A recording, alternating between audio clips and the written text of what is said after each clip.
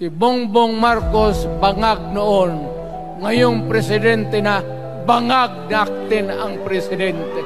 Kayong mga military, alam ninyo yan, lalo na yung nasa Malacanang, alam ninyo, the armed forces of the Philippines, alam ninyo, may drug addict tayo na presidente, putang inang yan.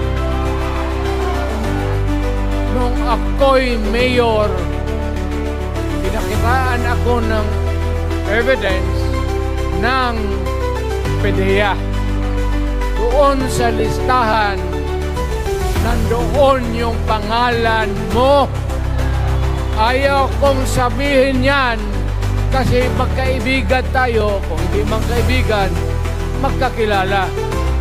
Ikaw pumapasok kayo ng alanganin. Mr. President, baka susunod ka sa dinaanan ng tatay ko. Diyan ako takot. Ayaw ko mangyari sa iyo yan. You are testing the waters. Not even.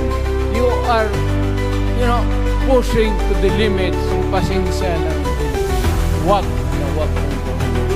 You want to perpetuate yourself in power at the expense ng buhay ng bayan.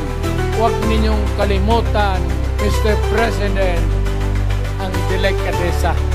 Mr. President, huwag mong kalimutan na isang term ka lang pagkatapos bababa ka na.